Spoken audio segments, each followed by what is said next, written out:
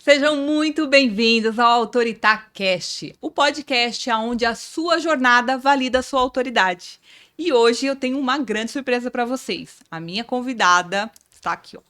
Gisele Denis, advogada, especialista em direito de família, vai conversar. Também é membro da comissão de família na OAB, aqui de São Paulo, vai bater um papo com a gente, vai contar alguns segredos e vai também ajudar muita gente, vai esclarecer muitas coisas escondidas aí do direito que faz as mulheres, até os homens também, né? Não tomarem uma decisão, às vezes, quando já é o momento e deixa procrastinar. Bem-vinda, Exatamente. Gisele! Muito obrigada, agradeço muito o seu convite. É uma honra estar aqui com você e compartilhar os conhecimentos jurídicos na área de direito de família. Maravilhoso. Eu vou começar fazendo uma pergunta de vida. Essa área do direito, ela era um plano da tua vida ou a vida fez esse plano para você? Olha, foi uma grande surpresa, essa escolha na minha vida. Eu atuei muitos anos como professora de educação infantil, então, assim, era uma moleca ainda, né? Muito jovem quando eu comecei, na época que nem se cobrava a pedagogia, que se tinha, era magistério para poder atuar na área da educação. E eu comecei aos 15 anos. Meu Deus. E depois eu fui até aos 33 anos. Então eu tive uma jornada boa na educação infantil, sempre com os pequenininhos abaixo de 7 anos, né? Sempre essa faixa etária. E chegou no momento da minha vida que eu percebi que eu precisava de mudança profissional. Embora a educação aqui tenha algo muito forte na minha veia, eu precisei mudar de profissão. E aí eu comecei a fazer uma procura de um lado, uma procura de outro, e eu não me identificava com nada. E eu encontrei no direito a razão da minha vida. Então eu senti uma forte atração por essa área, fui estudar, não é fácil, né? É um curso de 5 anos, e eu já tinha uma filha que ainda era pequena, minha filha tinha uns 7 anos mais ou menos na época, e eu entrei no direito ainda lecionando. Então, o que eu fazia? Eu trabalhava um período todinho na educação infantil com criança, então eu ouvia choro, aquela coisa toda da rotina da educação infantil, e à noite eu tinha que estar na faculdade. Então foram 5 anos assim, conciliando o meu trabalho como educadora, como pedagoga na educação infantil e a faculdade de direito. E ainda mãe solo, né? Ainda tinha que cuidar da minha filha. Mas graças a Deus eu tive um suporte da família que me ajudou nisso, porque foram 5 anos que eu tive que ter essa vida, trabalhando o dia todo e à noite indo para a faculdade. De sábado ainda cursava ainda o inglês. Então a minha família me ajudou muito para que eu conseguisse enfrentar essa jornada para caminhar para uma nova profissão que foi o direito. E nessa fase você sentiu julgamentos de mudar de carreira, né? Ter uma transição de carreira nessa fase da vida? Você percebeu olhares? Como que foi? Então, na verdade, as pessoas falavam para mim: você é louca, você não vai conseguir, né? Olhavam assim, professora de educação infantil, você não vai conseguir. E eu pensava: como assim eu não vou conseguir? Eu vou conseguir sim. Então, assim, isso para mim, quando eu comecei a ouvir isso das pessoas, quando eu falei que eu ia para o direito, me deu mais coragem. Eu costumo dizer que na vida eu não recuo, que eu só recuo para tomar impulso. Com tudo na minha vida, eu sempre fui muito, talvez muito ousada, né? Então eu sempre tive muita coragem para fazer as coisas. E quando eu vejo um desafio, como dizem naquele ditadinho, eu dobro a aposta. Você acaba transformando o comentário, aquele olhar, aquela palavra em combustível. Exatamente, em combustível para eu seguir e alimentar os meus sonhos. Maravilhoso. E não à toa depois tem os seus frutos, né? Mas a Exato. área do direito é uma área, além de ser um curso difícil, né? Todo mundo sabe, todos sabemos que é uma área bem difícil. O outro, segundo temor, além da faculdade, que já é de 5 anos, é a famosa prova da OAB. Essa não é OAB São fácil. Paulo, enfim, como é que você encarou tudo isso nessa jornada, nessa rotina, sem tempo para estudar? Porque muita gente tem tempo, faz cursinho paralelo enquanto está fazendo a faculdade e tem um monte de curso bom para isso. Como que você lidou com esse momento da prova, né? De agendamento da prova e você saber que naquele dia X ia ter e você tinha que passar? Eu tinha uma preocupação muito grande, porque eu tinha uma filha pequena e eu era mãe solo, tinha uma casa para sustentar. E era uma grande preocupação e uma grande aflição minha ter que passar rápido na prova da ordem. Eu me preparei muito, foram muitas horas de estudo, né? Estudando provas, abrindo mão da vida pessoal, não ia em festas, não me envolvia em muitas coisas, muitas festividades. Quando fazia assim, ainda levava os livros e tudo mais para tentar conciliar a vida social com os estudos. E foram 3 tentativas, né? Na terceira, graças a Deus, eu passei. E quando eu consegui finalmente, aí me veio um outro problema. E agora? O que eu faço? Porque a gente não tem cliente, né? No começo de carreira, ninguém tem cliente. Então, assim, para onde vou? Então, eu fui tentando, sempre trabalhei sozinha, autônoma, tive até algumas parcerias, mas sempre sozinha, sempre na coragem. Então, assim, eu costumo dizer que eu fui um pouco autodidata aí na minha área. Eu simplesmente fui. Fui. Não atuei em escritórios de advocacia. Muitas pessoas fazem essa experiência.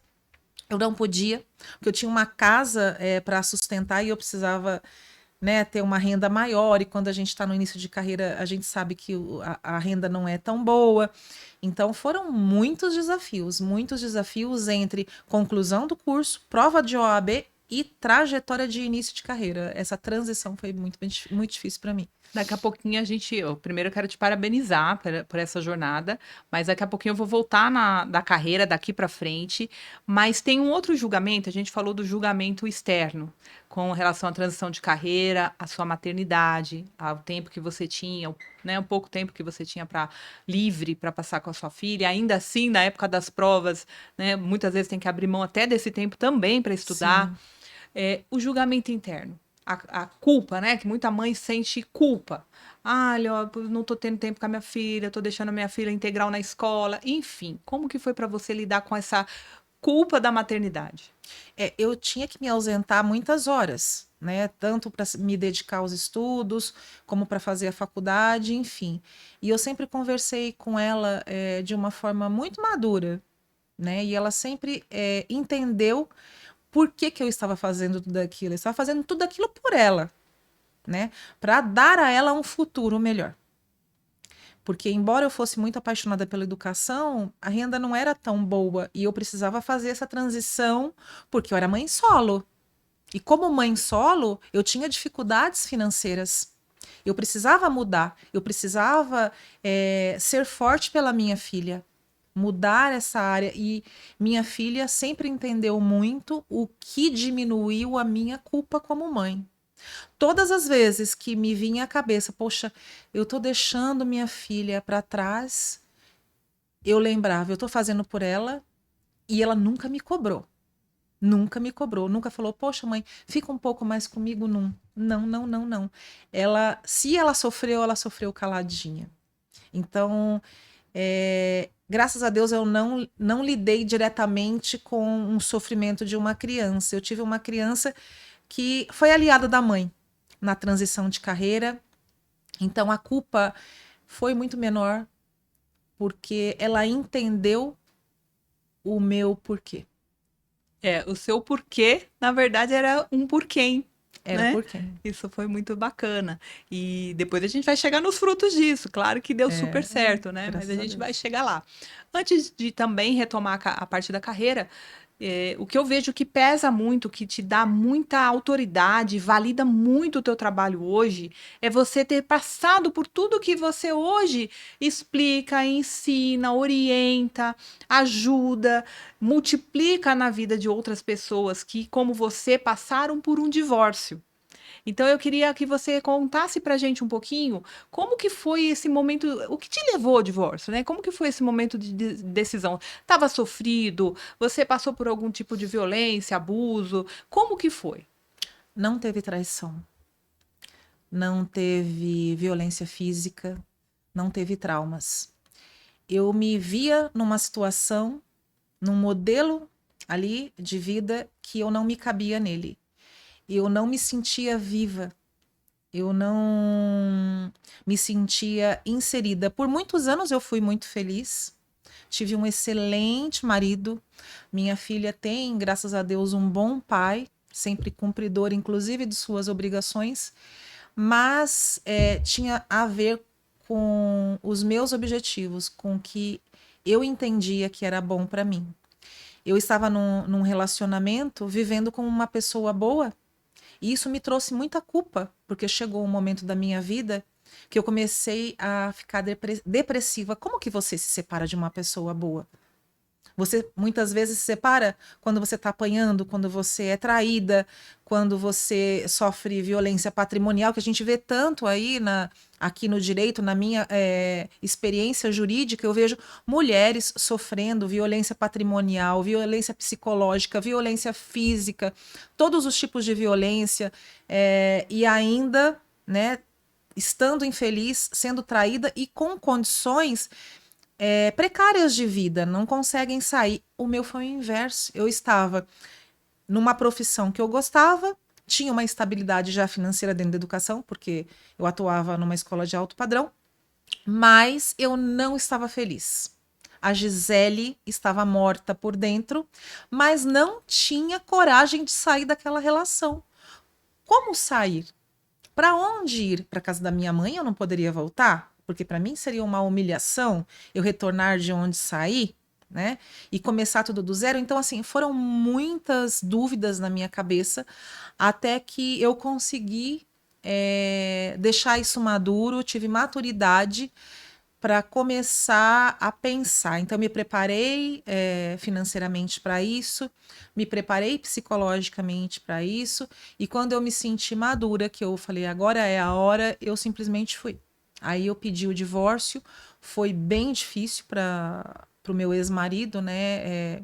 Mas ele, embora ele me amasse muito, porque foi uma relação que a gente tinha muito respeito, ele entendeu, ele compreendeu, ele me respeitou como mulher, ele respeitou minha decisão e nós tivemos um divórcio dentro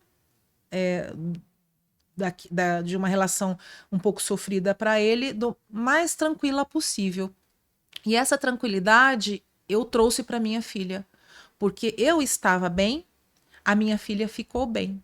Então ela superou o divórcio de uma forma muito tranquila, né? O pai não transpassava, não dava essa sensação de sofrimento para ela e eu também não. A gente sempre ainda brincou.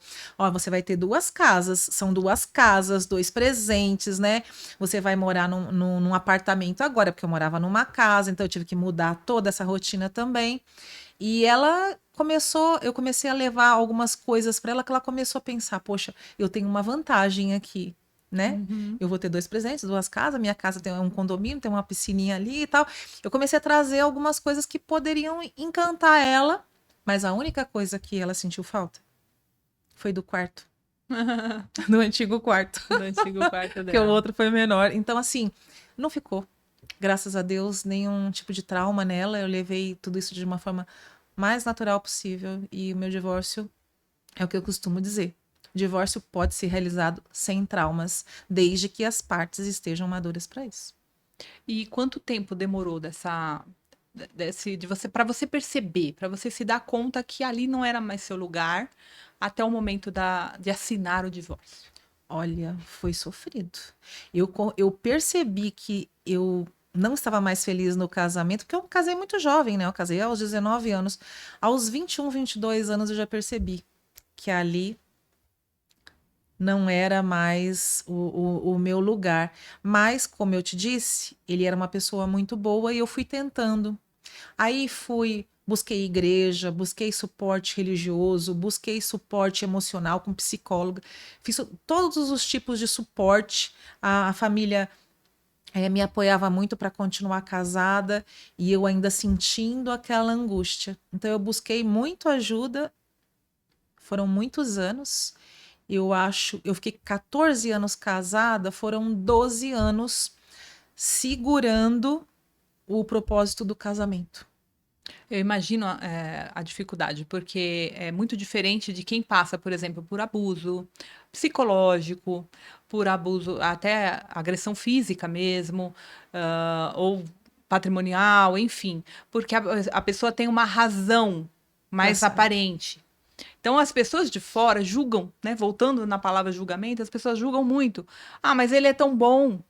Por que que você vai deixar o seu marido? Ele é uma pessoa excelente. Né? Ele não te bate, como se, né, fosse a coisa mais natural. Ele não te bate, ele te dá tudo, ele coloca tudo em casa. Então, acho que vencer, muitas vezes, até esse externo também trava muitas mulheres, né? O que que você acredita que hoje impede, ainda é um fator que impede as mulheres de se divorciarem, de tomarem a decisão, né? São muitos fatores, tá? Então, existe aí o fator financeiro, né? Que muitas mulheres não estão preparadas para o rompimento do casamento, porque dependem ainda financeiramente desse marido, né? Muitas mulheres abrem mão da sua carreira, na verdade, para ficar num casamento se dedicando exclusivamente ao lar. Então, o fator financeiro é uma coisa que pesa muito. Para onde vou, como vou iniciar, porque com dinheiro se resolve tudo. A verdade bem é essa: com dinheiro você compra uma nova casa, você vai para um novo lugar. Agora, sem dinheiro é difícil. Então, um dos grandes obstáculos, das grandes dificuldades de uma mulher se divorciar é o financeiro. Depois tem a questão psicológica, porque muitas mulheres elas são chantageadas emocionalmente, então elas passam por algumas violências. Ah, se você separar de mim, você vai ficar sem seu filho, a criança vai ficar comigo. Ah, se você separar, eu não vou pagar pensão. Em alguns casos, tem umas ameaças de morte, umas coisas bem pesadas. Então, para quê? Para manter essa mulher escravizada numa relação onde ela está infeliz. Então, são inúmeros problemas, muitas dificuldades que essas mulheres acabam tendo para romper um relacionamento infeliz. Mas eu acho que o maior problema de todos é a falta de coragem. Porque você pode ter falta de dinheiro, você pode ter insegurança para onde ir, insegurança profissional. Mas se você tiver coragem, com coragem você faz tudo. Se você pensar, olha, independente de religião, de qualquer tipo de religião, aqui a gente não está nem especificando a respeito disso, mas se você crer que você é capaz e que você trabalhe sua fé, que você vai conseguir, que tem alguém lá em cima que vai te ajudar, só vai. Então, um dos principais motivos que ainda mantém mulheres aprisionadas em relacionamentos infelizes é a falta de coragem. E qual que é o maior mito sobre divórcio que as pessoas acreditam? Qual que você acha que é o maior mito? O pessoal, não vou me divorciar porque isso aqui. Achar que vai perder direitos, né? O maior mito é achar que não tem direitos com o divórcio. Então, assim, se você se separar, você vai perder a guarda do filho. Se você se separar, você não tem direito à casa. Se você se separar, blá, blá, blá, blá, blá, blá. Não vou pagar pensão. Não vou pagar pensão, não vai ver a cor do dinheiro, não tem direito ao carro, não tem direito à casa. Então, assim, essas mulheres que às vezes não só divórcio, a gente também fala um pouco de união estável. Tem muitos relacionamentos que perduram por anos e não tem um reconhecimento formal, legal pela lei, né? São uniões estáveis que não são formalizadas, isso é um grande problema, porque muitas vezes esse companheiro constitui patrimônio com a companheira, mas ele oculta patrimônio, colocando em nome de familiares e de amigos, E essa mulher, ela sabe, né? Ela tá vendo tudo isso e tem uma grande dificuldade também no momento de romper esse tipo de relacionamento. Então, eu não sou casada, eu não tenho união estável formalizada e eu não tenho direito a nada. Ele fala para mim que eu não tenho direito a nada porque eu não paguei, porque eu não comprei, porque eu fiquei em casa, eu não contribuí. Mas o que essas pessoas precisam entender que pelo regime de bens da comunhão parcial de bens, isso se aplica também à união estável, Mesmo que ela não tenha regularizado. mesmo que não tenha regularizado, se aplica é, pelo regime de comunhão parcial de bens também. Então, você não é casada, mas você convive, você mora junto, você tem uma união estável, formalizada, constituiu família, a união é pública, você tem uma união estável ali, que ela é real, embora não esteja formalizada, você tem os mesmos direitos de uma pessoa casada pelo regime da comunhão parcial de bens. Agora, como adquirir esses direitos? Aí precisa entrar com uma ação no final do relacionamento, pedindo ao juiz o reconhecimento dessa união e a dissolução cumulada com a partilha de bens, pensão, guarda, visitas, quando for o caso. Perfeito. Isso é muito importante esclarecer, porque o que tem de mulher, como você falou, que está no momento ali oprimida, sendo ameaçada e não toma decisão achando que vai perder todos os direitos, mas aí eu acho um detalhe muito importante, um pensamento meu, né? Que eu vejo na realidade, eu converso com muitas mulheres também, tem as mentoradas, tem pessoas conhecidas, a família, enfim, que é essa questão de você ter um bom advogado, de você saber os seus direitos. Quem não sabe o seu direito, perde. E muitas vezes essa pessoa é levada manipulada pelo genitor, ou às vezes pelo próprio marido, às vezes nem tem filhos no casamento, ou na união estável, ou mesmo que não formalizada, e ela é induzida a, ao advogado do marido. Ele faz a cabeça dela, não, eu já tenho um advogado aqui, vamos fazer de boa, a gente faz tudo por aqui mesmo, paga um advogado só. O que que você tem a dizer sobre isso, Gi? Olha, eu costumo dizer que o direito não socorre aos que dormem. Né? Tem Perfeito. uma frase no direito que a gente fala assim: Uau! o direito não socorre aos que dormem. Então, tem dúvidas? O marido quer fazer com o advogado dele? Não tem problema. 90% dos meus casos, eu faço o divórcio com advogado só, sou eu. Mas a gente vai falar um pouquinho sobre isso. O direito não socorre aos que dormem. Tem dúvida? Tá achando tendencioso o divórcio amigável? Procura uma segunda opinião. O que seria um divórcio tendencioso? Um divórcio tendencioso é aquele divórcio onde você percebe que o advogado está puxando uma sardinha para o outro lado. No direito de família, na minha postura ética, tá? Eu, como uma excelente mediadora aqui, sou, porque faço um bom trabalho, isso eu percebo no retorno, né? Nos feedbacks que eu tenho, que o advogado ele tem que ser um mediador de conflitos.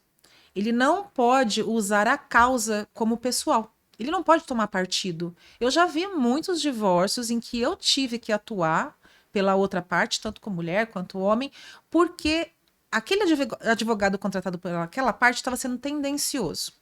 Então, o que eu costumo fazer, tá? Quando me chega um problema, uma causa de divórcio, eu entro em contato com as duas partes e sempre me posiciono da seguinte forma: nesse momento, eu sou a advogada das duas partes.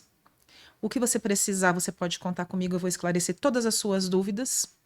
Eu ouvi ele, agora eu vou ouvir você. Né? Então, eu preciso entender como que está transcorrendo aquele acordo, porque, vamos supor, o marido me contratou, ele me passa, né? Ai, doutora, não temos bens. Aí eu vou conversar com a esposa. Não, a gente tem bens sim. Tem um carro que está no nome do irmão, tem um outro carro que está financiado. Tem uma empresa que tem um sócio que não faz parte da união. Exatamente, eu não trabalho, eu nunca tive nada, e agora como que eu faço? Aí eu entro em contato com a outra parte e falo: olha, tudo isso que você me passou não está batendo com a realidade da outra parte. Vamos fazer uma reunião? Aí eu marco uma reunião por vídeo, né, para facilitar aí a dinâmica das pessoas, que a gente sabe que as pessoas têm uma vida corrida e tudo mais.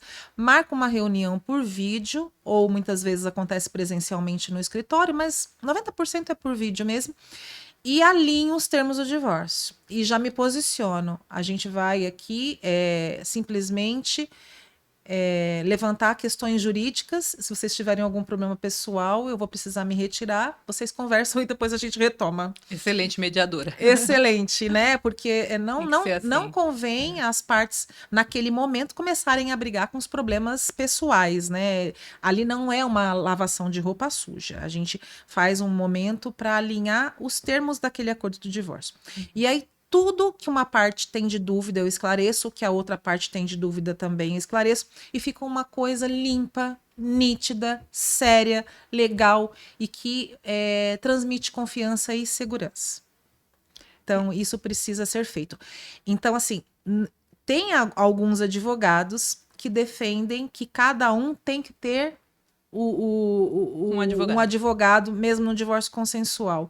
Eu parto de um outro princípio. Eu acho que o advogado, nesse tipo de divórcio, tem que ser mediador, tem que ser ético, tem que ser transparente, tem que ser neutro, tomar uma posição de neutralidade para dar segurança para as duas partes, para que consiga realizar somente com o advogado. Porque o maior objetivo do divórcio consensual direto, que é um divórcio amigável, é a falta da necessidade de ter dois advogados. Como é consensual, qual é o maior objetivo do consensual? É que os termos estejam alinhados e que eles possam confiar num advogado. Então, que tipo de consensual que está sendo realizado com dois advogados, onde não está sendo transparente? E às vezes, nem sempre essa falta de transparência acontece com o advogado.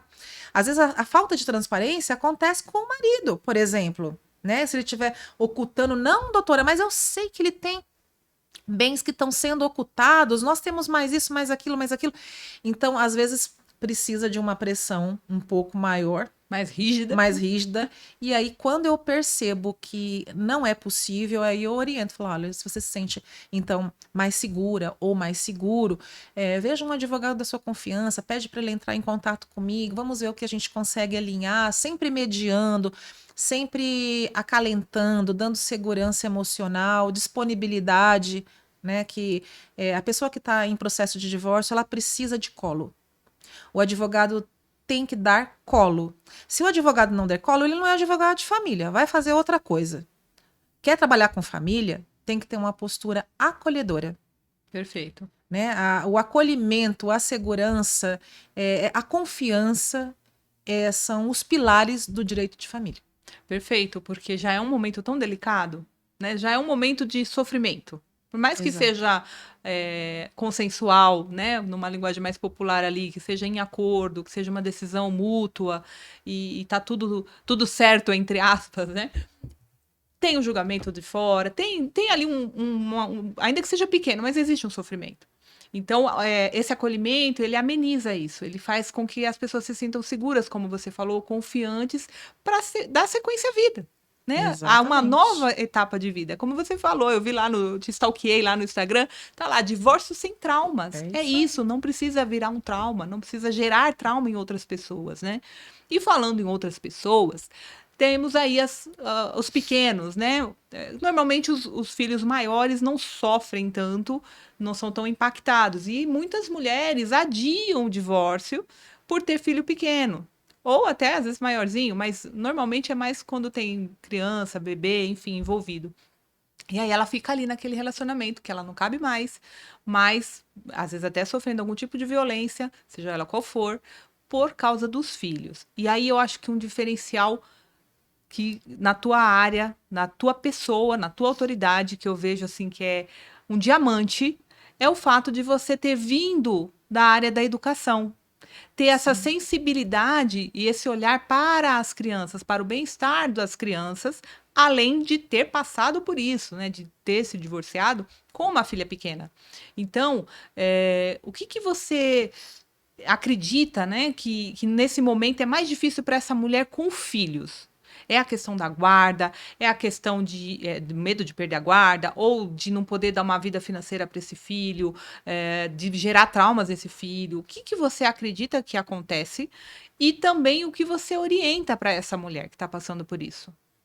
Eu acredito que acontece exatamente tudo isso que você falou, né? Que a preocupação da mulher com os filhos, onde vai morar, como vai ser, a questão da estrutura, a questão psicológica, meu filho vai sofrer com o rompimento desse casamento, como que eu vou lidar com isso?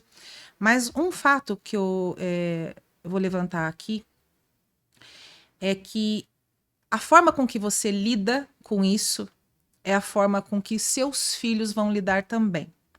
Então, se as partes são maduras o suficiente para acabar um casamento com maturidade, eu digo um casamento com maturidade é sem pancadaria, tá? Joga a roupa na rua, dá uma paulada, quebra o carro, enfim, né? Tem de tudo. Na hora da raiva, acontece de tudo num divórcio. Mas quando as partes conseguem pensar nos filhos, opa, eu não vou fazer isso aqui, porque se eu fizer isso aqui, vai atingir meu filho.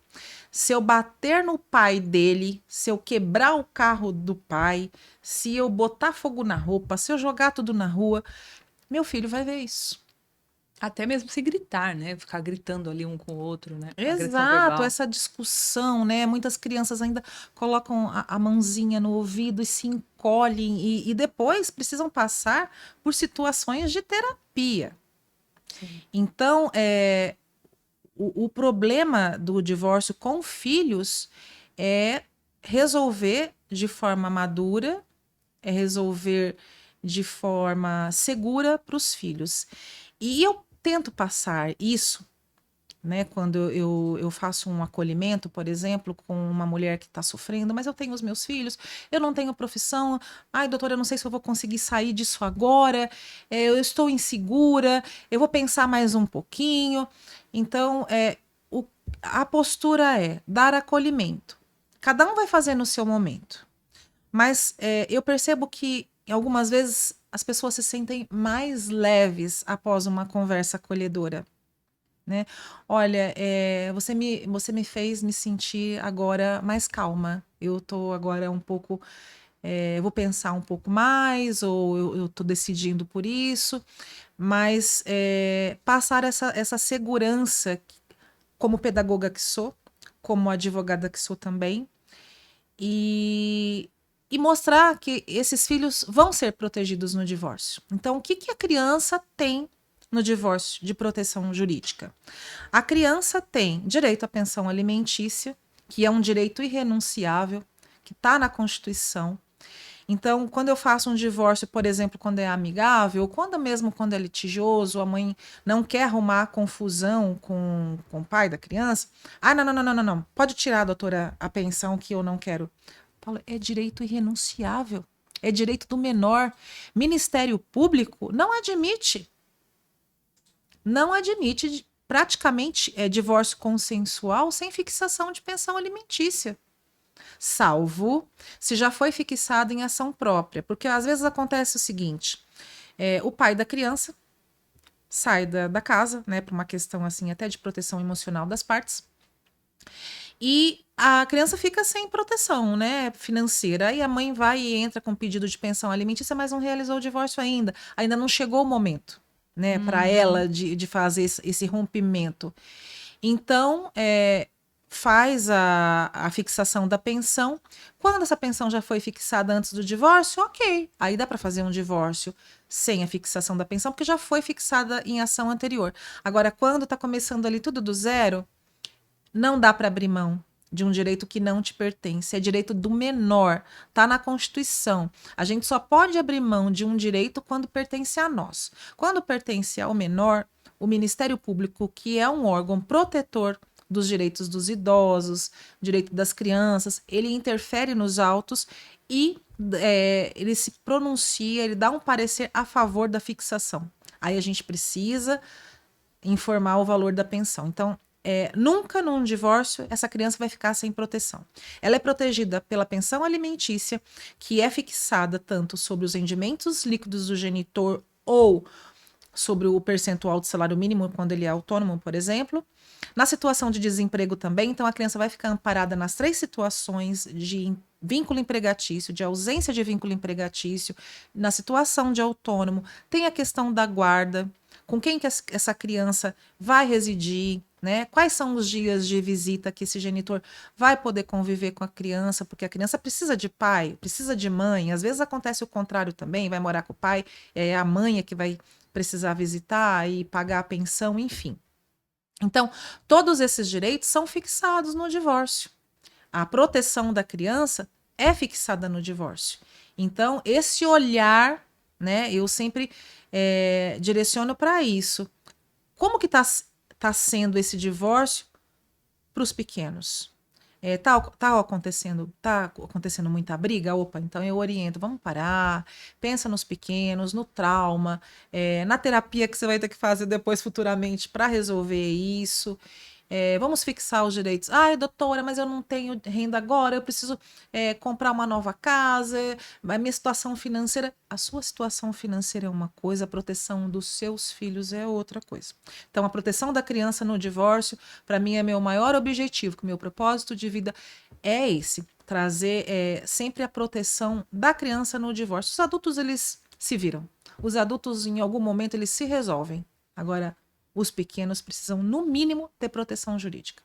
E tem uma coisa que vira meme, né? Que virou meme, é um viral até na internet, que é aquele famoso do que paga a pensão, a pessoa que paga a pensão, achar que a mulher usa aquele valor, que às vezes é irrisório, perto de um valor de supermercado hoje em dia, para se cuidar, para fazer alguma coisa para ela, para ir no salão, para ir no shopping, enfim, esses são os virais que a gente vê por aí. E aí fica essa falsa ilusão de que a pensão a mulher vai gastar para outra coisa. Muitas vezes essa mulher que você acabou de falar, que nem trabalho fixo tinha enquanto estava ali naquele relacionamento. Então é uma coisa assim, seria... Como é que é? Seria cômico se não fosse trágico, né? Porque realmente é uma realidade muito diferente do que se imagina que a mulher faz com aquela pensão. E é sobre isso que eu queria perguntar. Essa mulher que está em casa, né, que ficou em casa, abdicou do trabalho, muitas vezes abriu mão de estudar, de ter uma profissão, ou de seguir a profissão que já tinha, e ficou ali dedicada aos filhos, ou às vezes até ao marido, o filho cresceu, enfim. Ela tem os mesmos direitos desse patrimônio que foi formado durante essa união? Você diz em relação a alimentos? O homem trabalhou, né? Às vezes construiu uma empresa, aquela empresa tem um patrimônio, né? Ele tem um patrimônio, adquiriu bens, e essa mulher parou de trabalhar. E agora ela está ali 5, 8 anos sem trabalhar e ocorre o divórcio nessa fase. Né? E ele achando ali, não, ela ficou em casa, não foi ela que conquistou, ela não trabalhou aqui na firma comigo, na empresa, então é meu. Né? Como que funciona essa questão? Vamos lá, foi muito bom você ter feito essa pergunta, porque existem 2 tipos de alimentos. Nós falamos em pensão alimentícia entre ex-cônjuges e alimentos compensatórios. São alimentos diferentes, de natureza jurídicas diferentes. Alimentos com a natureza jurídica de pensão a ex-cônjuge é medida excepcional e não é regra geral, e eu vou te explicar por quê. Quando a mulher consegue comprovar que ela teve uma dedicação exclusiva ao lar, ela abandonou a profissão, ela está sem renda, às vezes tem uma idade já avançada, problemas de saúde, ela vai ter uma dificuldade para ser inserida no mercado de trabalho. Então, ela vai precisar de um apoio financeiro. Logo, se o cônjuge, ex-cônjuge, tem essa condição, ele vai precisar suprir essa ex-esposa para que ela consiga se recolocar no mercado de trabalho, para que ela não fique abandonada materialmente. Afinal de contas, os dois têm uma história, ela teve a sua contribuição, mesmo muitas vezes não trabalhando fora de casa, ela trabalhou muito dentro de casa, né? Levando o filho na escola, fazendo comida, todo o suporte que ele precisou para ser alguém na vida, quem deu foi a esposa. Então, essa luta invisível que há alguns anos a lei não enxergava, hoje no direito isso já é visto. Então, a mulher tem direito à pensão alimentícia. Então, como que é definida a pensão alimentícia? A gente vai avaliar a necessidade dessa mulher e a capacidade do ex-cônjuge. Qual a capacidade financeira dele? O juiz vai mensurar a realidade dela, a realidade dele e vai fixar um percentual. Muitas vezes essa pensão alimentícia ela é fixada de forma vitalícia, depende muito do caso, se ela tiver uma doença grave, idade avançada, e quando não, esses alimentos são transitórios. Eles são determinados por um período de tempo, 2 anos, 5 anos, 10 anos, 1 ano, enfim. O juiz vai mensurar o período que será fixada essa ajuda de pensão alimentícia para ex-cônjuge. Mas alimentos entre ex-cônjuge, além de ser medida excepcional, é para comida. Então, não vai bancar a academia que fazia, não vai bancar o padrão de vida que tinha, é alimentos. Tá passando fome, tá passando necessidade. Isso é pensão alimentícia entre ex-cônjuges. Ai, doutora, mas e o padrão de vida que eu tinha? Eu frequentava academia, bons restaurantes, eu viajava sempre com ele, hoje ele está fazendo tudo isso, e eu, embora tenha feito a divisão do patrimônio, eu continuo numa situação que financeiramente eu estou desprivilegiada. Né? Tem um desequilíbrio nisso. Aí existe uma outra natureza jurídica, que tem natureza jurídica de indenização, que a gente chama de alimentos compensatórios. É uma compensação, uma indenização, para que o outro cônjuge não fique desequilibrado financeiramente após o divórcio. Quando entrar com esse tipo de ação? Imediatamente. Quando perceber que já tem desequilíbrio, já ingressa com esse tipo de ação. A urgência é avaliada nesse tipo de ação. Se você percebe uma descompensação financeira, mas leva isso por 1 ano, 2, o juiz fala, mas já não se acostumou então? Peraí, então isso não é urgente? Ela não está havendo um sofrimento? Né? Qual a necessidade então de equiparar isso? Né? Então, a gente sempre orienta que esse pedido de alimentos compensatórios, para fazer esse equilíbrio, essa compensação, seja feita imediatamente ao divórcio ou no momento do divórcio. Na ação de divórcio, você pode pedir pensão alimentícia e pode pedir os alimentos compensatórios, tá? Lembrando que os alimentos compensatórios têm uma natureza indenizatória, então você pode pedir um valor maior, um valor alto, de acordo com o padrão financeiro do genitor, do ex-marido, desculpa. Então, assim, ex-marido tinha um patrimônio lá de 1 milhão, houve a partilha de meio milhão para cada um, mas a ex-cônjuge não tem renda, ela não consegue se colocar no mercado de trabalho, pensão alimentícia, porque não consegue se colocar no mercado de trabalho. Ela teve um desequilíbrio no padrão de vida, alimentos compensatórios. Quanto? 100 mil? 200 mil? Depende. Depende. Bom, no caso, você já viu alguma mulher desistir de se divorciar por exaustão emocional? Poxa. Por pensar em tudo isso e falar, meu Deus. Muito. Muito. Acontece muito? Muito. Porque essa exaustão é falta de maturidade psicológica, às vezes não se preparou, tá chocada, às vezes descobriu uma traição ali, não sabe para que lado ir, o que fazer. Porque ninguém casa para se separar. A gente casa para uma vida inteira. Né? Tem um ideal, tem um conto de fadas por trás do casamento para a mulher. Né? E ninguém está esperando um rompimento brusco, uma traição ou algo que...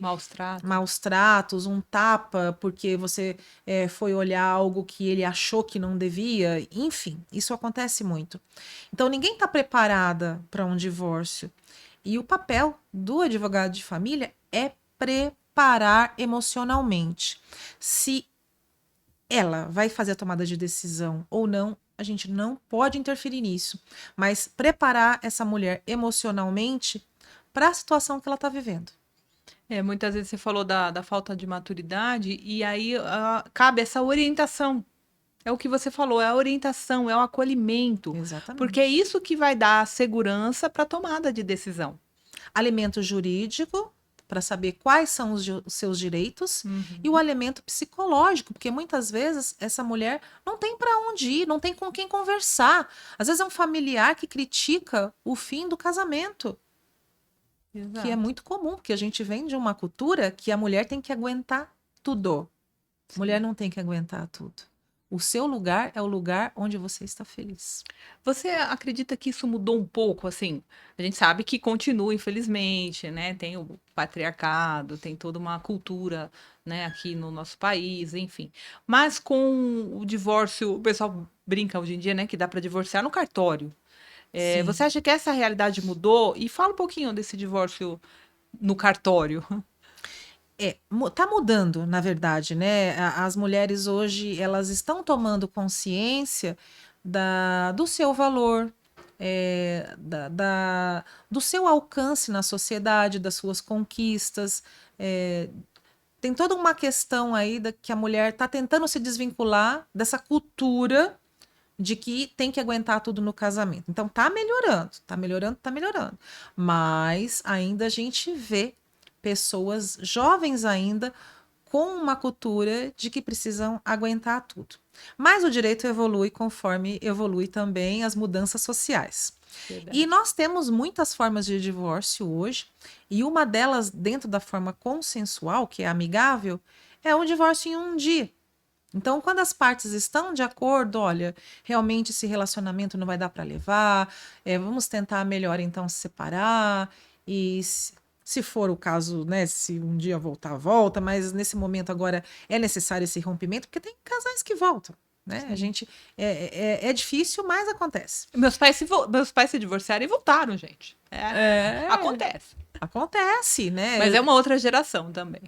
Mas eu já fiz divórcio, viu? Em cartório, que foram lá em um dia, casaram, quer dizer, separaram, dali um ano me procuraram de novo. Eu falei, mas eu já não fiz o divórcio. E vocês, não, doutora, depois do divórcio, dali uns meses a gente casou de novo. Agora a gente quer divorciar de novo.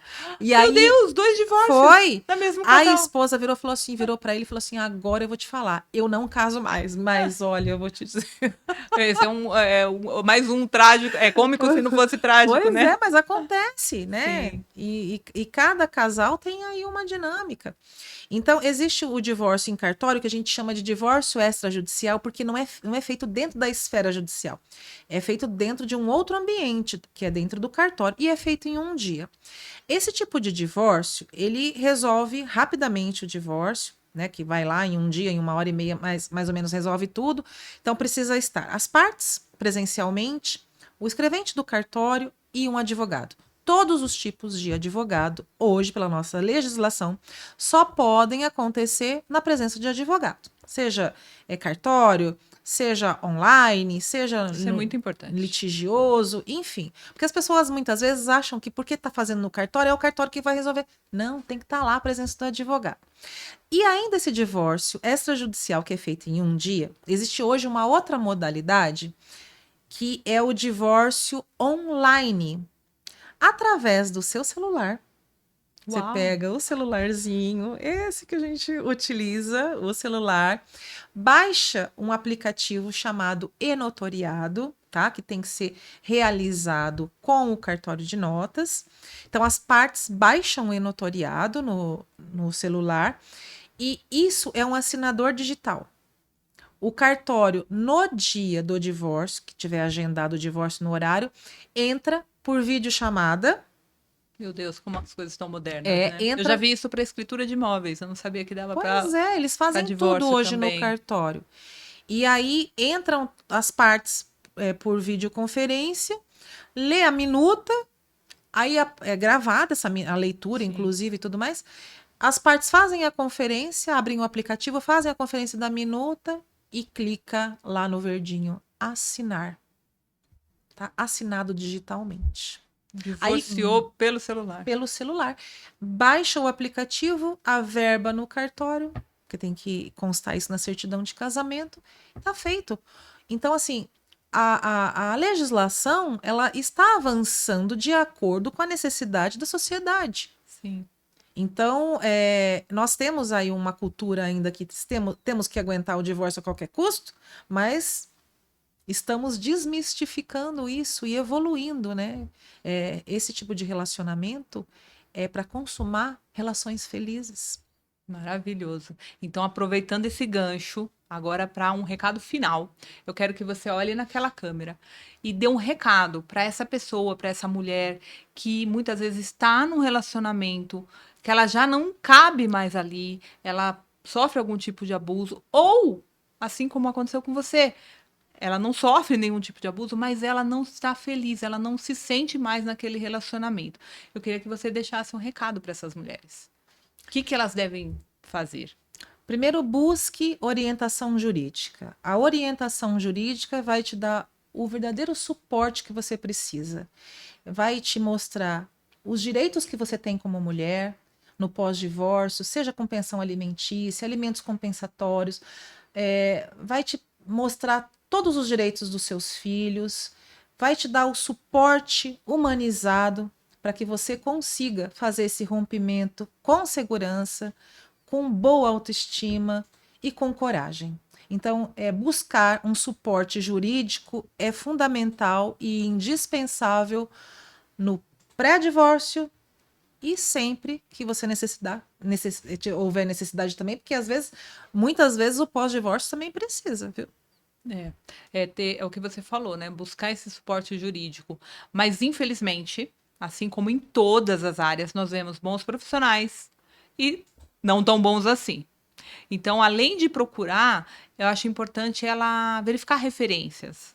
Qual é a Exatamente. autoridade desse suporte jurídico que ela está buscando, né? Se ele é efetivo no mercado, se puder, né? Se tem outros casos resolvidos, né? Buscar a experiência, o currículo desse advogado, a experiência desse advogado, porque isso vai dar muito mais segurança, né? E um respaldo para as decisões dela depois, porque infelizmente muitas pessoas buscam e não tem uma resposta acolhedora, né? Só Exatamente. tem aquela resposta, ó, faz isso, isso e isso. Muitas vezes coloca em dúvida até a questão de patrimônio Uhum. e a pessoa não tem segurança e acaba caindo numa cilada, né? Para isso, você consegue consultar, né? Você pode pedir os dados do advogado, tem o número de OAB, tem as redes sociais, hoje que é Sim, tão importante, tem Instagram, tem TikTok, tem o Google Meu Negócio, onde sim. tem muitos escritórios ali credenciados. Eu recebo muitos clientes que vêm das redes sociais. E as indicações, né? Muitas vezes você também sabe de um amigo ou alguma pessoa que fez alguma ação com um advogado de confiança da pessoa, mas assim, você tem que sentir confiança naquele profissional. Você tem que entrar em contato e verificar se você realmente se sentiu segura com aquele profissional. Empatia é tudo. Empatia é tudo. E eu vejo lá, já, como eu falei, né? Já stalkeei, eu sei que você tem excelentes avaliações ali Ai, no Google graças Meu a Negócio, Deus. e isso valida ainda mais a sua autoridade. Gisele, eu quero te agradecer muito. Aqui foi mais que um bate-papo, além de saber um pouco mais profundo da tua história de vida, foi praticamente uma consultoria jurídica aí, ó, free. 0800, então não percam esse episódio, indique esse episódio para os seus colegas, para outras pessoas aí que você sabe que pode estar passando por momentos difíceis. A gente não deseja para ninguém, mas a gente sabe, infelizmente, que tem muita gente aí quietinha, mas que está sofrendo lá dentro de casa, né? Exatamente. Não sofram. A mulher, ela não nasceu para sofrer. A mulher e o homem também não sofram. Relacionamento é para ser feliz. Se te faz infeliz, pensa, reflita e tenha coragem. Eu costumo dizer sempre: eu só fico onde me faz feliz. Na casa de um amigo, eu só vou se eu estiver feliz. Na casa da minha família, eu só vou se eu estiver feliz. E relacionamento é a mesma coisa. Se faz bem, vale a pena continuar. Se não faz bem, ouça a sua intuição. A gente tem uma voz aqui dentro e não é à toa. A intuição, ela sinaliza pra gente que caminho tomar sempre e tem um cara lá em cima que sempre vai orientar e vai mostrar os caminhos. A gente é que às vezes é um pouco teimoso, Pouco pouco cabeçudo. cabeçudo e faz diferente. É verdade, Gi. Bom, aqui foi uma aula, né, gente? Bom, voltando, encerrando aqui o nosso segundo episódio do AutoritarCast, agora com a nossa nova casa, fixamos aqui moradia e teremos muito mais episódios. Eu conto com a audiência de vocês. Muito obrigada e até mais. Tchau, tchau.